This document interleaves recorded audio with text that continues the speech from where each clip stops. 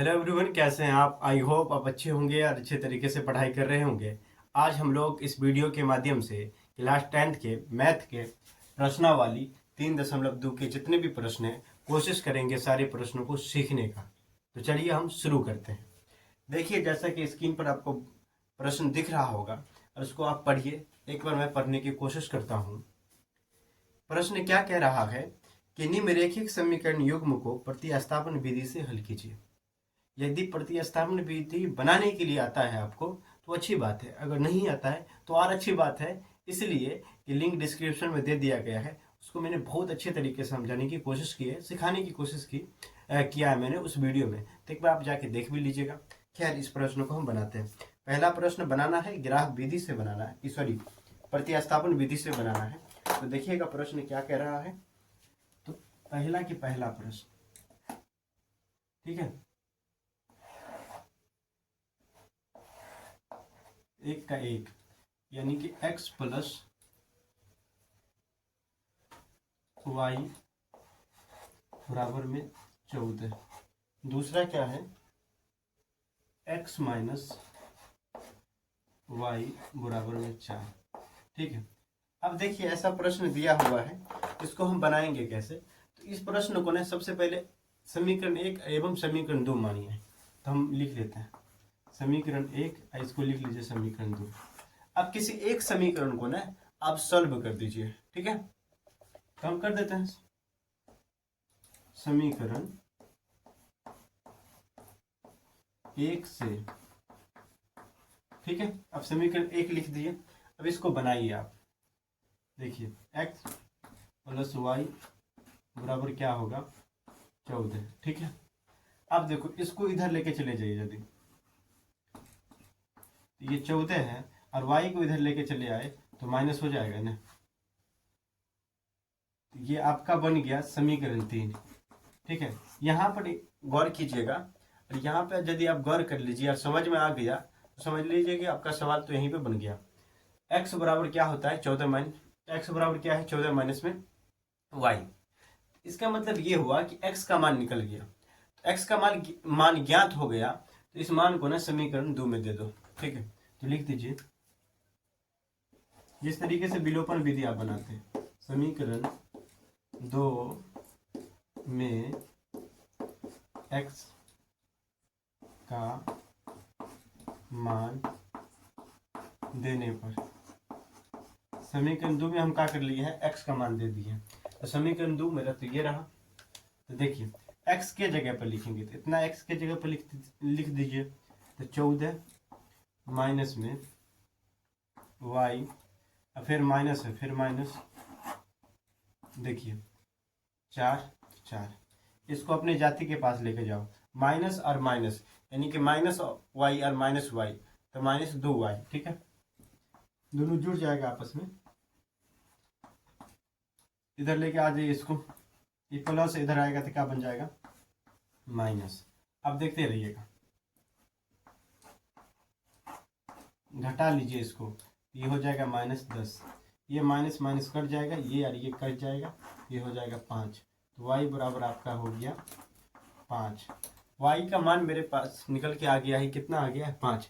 अब इस मान को ना समीकरण 3 में आप रखिए, ठीक है। समीकरण 3 में दे दीजिए, उससे क्या होगा कि x का मान निकल जाएगा, ठीक ना। तो हम वही काम करते हैं। देखो भाई, समीकरण ऐसा करो, इधर कर लेते हैं, अच्छा से देखने की कोशिश कीजिएगा। समीकरण 3 में y का मान देने पर, ठीक है। समीकरण 3 में हम क्या कर रहे हैं, y का मान दे रहे हैं। तो समीकरण 3 तो ये रहा।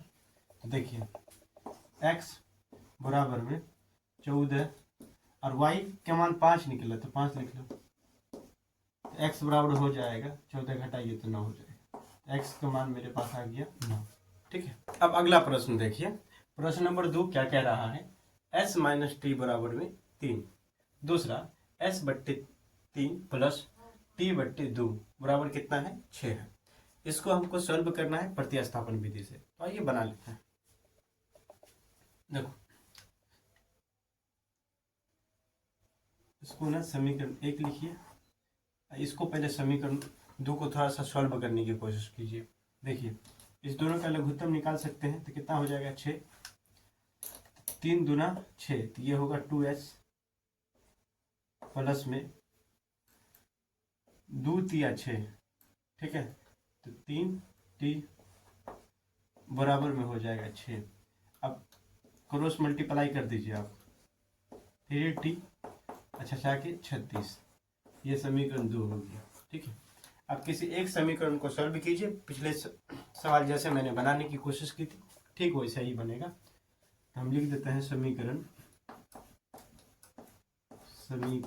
1 से, देखो समीकरण 1 क्या है, s माइनस में t बराबर क्या होगा 3, s माइनस ये माइनस उधर जाएगा तो प्लस बन जाएगा, कि मेरे पास t का मान निकल के चला आया, कितना निकल गया, t का वैल्यू प्राप्त होगी, सॉरी s का वैल्यू प्राप्त हो गया। अब इसको ना समीकरण 2 में रख लीजिए, उससे क्या होगा t पता चल जाएगा। तो लिख दीजिए समीकरण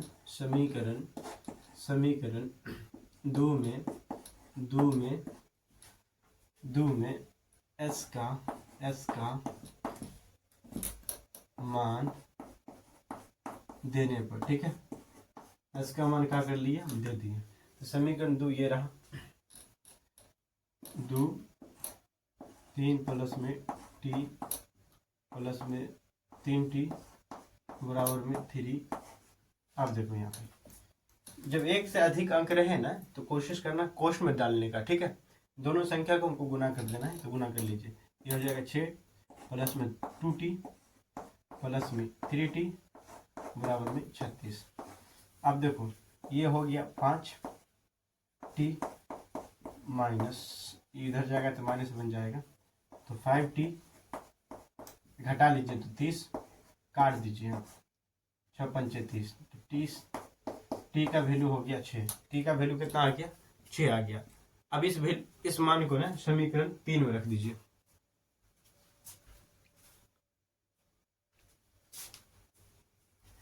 ठीक है, क्या करना है इस मान को ना समीकरण 3 में रख दीजिए, तो लिख दीजिए समीकरण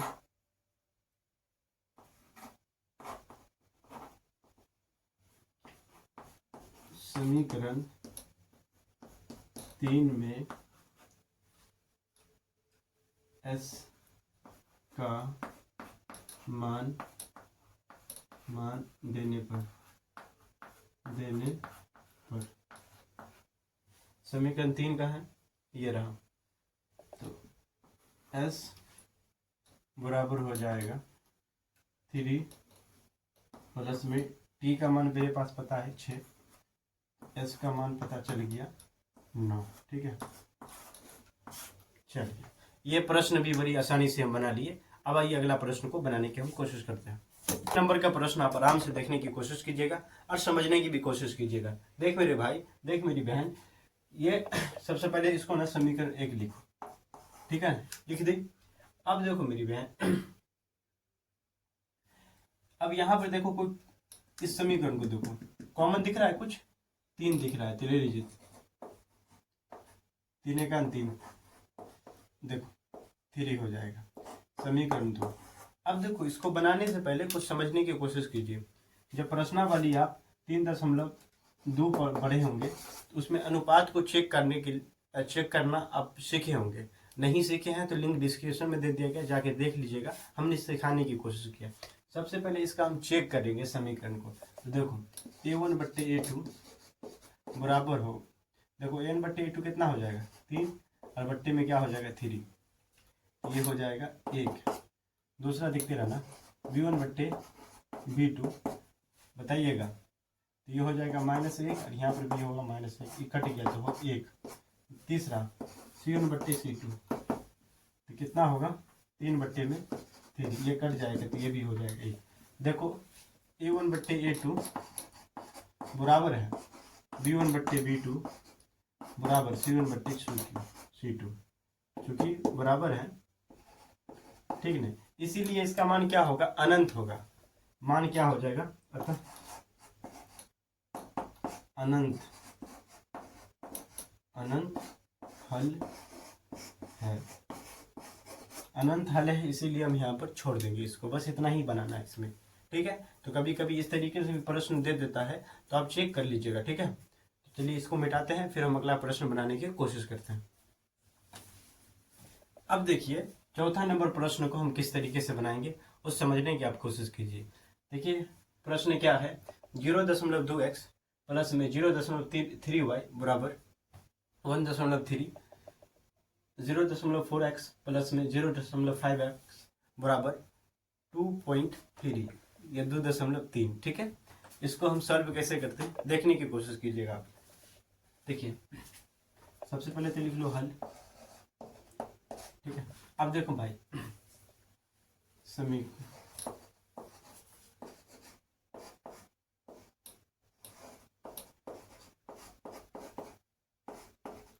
सबसे पहले इसका दशमलव हटाएंगे, तो देखो कैसे हटाते हैं।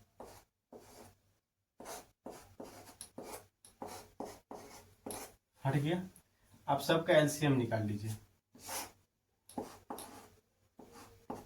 ठीक है, ये होगा 2x प्लस में 3y बराबर में, ये 10 से 10 कट जाएगा, x प्लस में हो जाएगा 3y बराबर में 13। ये हो गया समीकरण 1। अब इसी तरीके से समीकरण 2 को भी कर लो। ठीक है, अब देखिए समीकरण 2,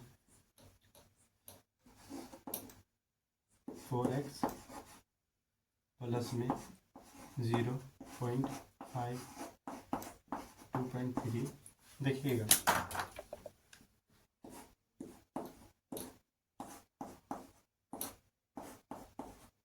ठीक है, पूरा दशमलव हटाए। जब दशमलव हटाते हैं तो क्या होगा, जो अंक इधर रहता है उतना गिनती करके 0 लिख दीजिएगा। ठीक है, अब देखिए आप एलसीएम निकालिएगा तो 10 होगा, तो देख लो 4x प्लस में ये हो जाएगा 5y बराबर में, ये और ये कट जाएगा, तो 4x प्लस में 5y बराबर में 3। ये समीकरण 2 ले लो। अब इसको सॉल्व कर लीजिए आराम से, तो आराम से आइए सॉल्व करते हैं। लिख दीजिए समीकरण 1 से, समीकरण 1 कहाँ है, ये रहा, देखो 2x प्लस में 3y बराबर क्या है 13, तो 2x ले जाते हैं उसको उधर, 13 ये प्लस उधर जाएगा तो माइनस हो जाएगा, तो x बराबर हो जाएगा 13/3y, समीकरण 3। ठीक है, समीकरण क्या हो गया 3।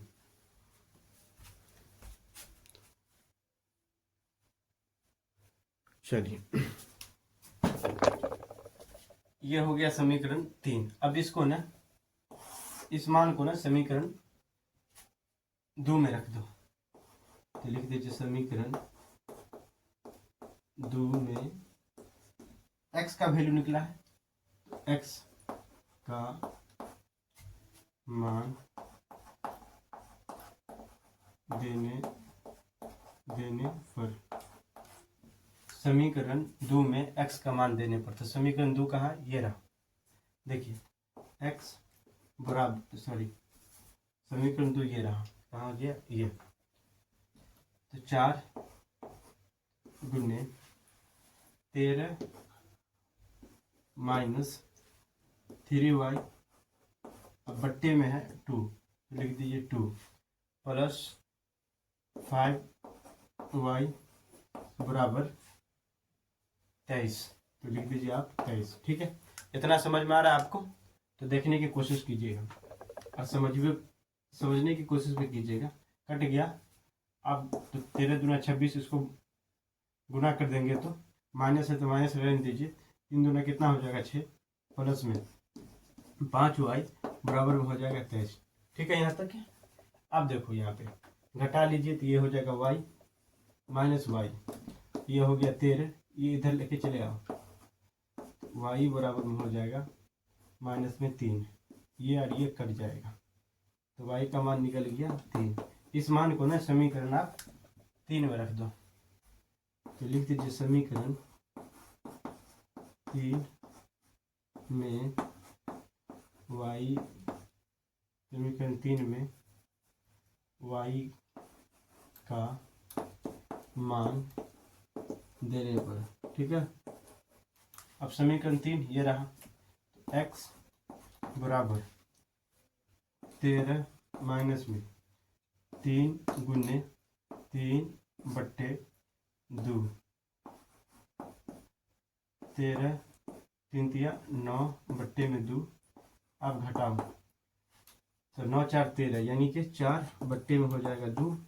ये 2 से 2 कट जाएगा, तो ये हो जाएगा आपका x का मान 2, ठीक है। x का मान कितना आ गया 2। एक बार अच्छे तरीके से समझने की कोशिश कीजिएगा। आई होप आपको समझ में आया होगा। तो चलिए अब इसको मिटाते हैं, फिर अगला प्रश्न को बनाने की कोशिश करेंगे। देखिए 5 नंबर के प्रश्न को आप समझने की कोशिश कीजिएगा। देखिए हम बनाते कैसे। सबसे पहले तो इसको समीकरण 1 लिख लीजिए, इसको समीकरण 2 लिख लीजिए, ठीक है। किसी एक का मान निकाल लिया, या x या y का, तो हम लिख लेते हैं समीकरण 1 से, समीकरण 1 3 प्लस में रूट अंडर में 3y बराबर में हो जाएगा 0। ये प्लस उधर जाएगा तो क्या बन जाएगा माइनस, तो -3y। अब सुनिएगा x माइनस रूट अंडर में क्या हो गया 3, और ये बट्टा में आ जाएगा, ये समीकरण 3 हो गया, ठीक है। इस मान को ना समीकरण 2 में दे दीजिए, तो लिख दीजिए, एक मिनट, समीकरण 2 में x का मान देने पर, समीकरण 2 कहाँ है, ये रहा। तो देखो x का मान क्या है, √3 गुने माइनस √3y बट्टे में √2, फिर माइनस में 8 √2। इसको हम ऐसे लिख सकते हैं 2 गुने 4y बराबर में 0। अब सुनिएगा मेरी बात को, इसको गुना कर लीजिए, तो गुना करिएगा तो कितना हो जाएगा माइनस में 3, क्योंकि देखो ये भी √3 है और ये भी √3 है। जब रूट के अंदर में समान अंक हो और उसको हमको गुना करना है तो वो रूट हट जाता है, ठीक है। बट्टे में हो जाएगा रूट अंडर में 2। अब यहाँ से देखिए इस दोनों को, अब इसका देखिए 4 का लघुत्तम वर्गमूल निकल रहा है 2, और ये हो जाएगा 2 बराबर में 0 हो जाएगा। अब सुनने की आप कोशिश कीजिएगा।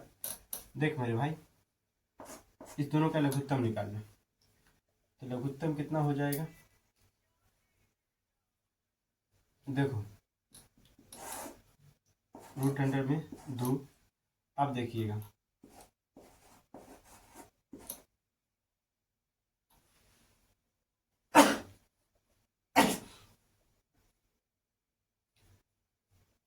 अब देखिए आप 2, और फिर √2 से इसको गुना करना है, तो √2 से अगर गुना कीजिएगा तो रूट हट जाएगा, तो 2 और y बराबर हो जाएगा 0। अब सुनिएगा मेरी बातों को सही से, सामने सामने वाले से गुना कीजिए। देखिए रूट को अगर 0 से गुना करेंगे तो 0 से अगर किसी भी संख्या को हम गुना करते हैं तो वो पूरा 0 बन जाता है, और 2 को 2 से गुना करेंगे तो 2y हो जाएगा, ये हो जाएगा पूरा 0, ठीक है। इस दोनों को जोड़ दीजिए तो -7y बराबर में हो जाएगा 0। अब देखो बट्टे में क्या हो जाएगा -7। अब किसी भी संख्या से अगर हम 0 को भाग करते हैं या गुना करते हैं तो याद रखना 0 ही होता है, तो ये हो जाएगा 0। चलो अब इस मान को ना समीकरण 3 में रख दो, तो लिख दीजिए समीकरण 3 में y का मान देने पर देखो समीकरण 3 कहाँ है, ये रहा। तो x बराबर में हो जाएगा -√3 बट्टे में √2, सबका गुना हो गया 0। तो यहाँ पर 0 से हम गुना कर रहे हैं भाई, तो जीरो से गुना कीजिएगा, तभी हमने बताया कि जीरो से किसी भी संख्या को गुना करते हैं या भाग करते हैं तो पूरा संख्या हो जाता है जीरो। ये बन गया जीरो, ले लीजिए। y का भी मान निकल चुका है, x का भी मान निकल चुका है। ठीक है, अब आइए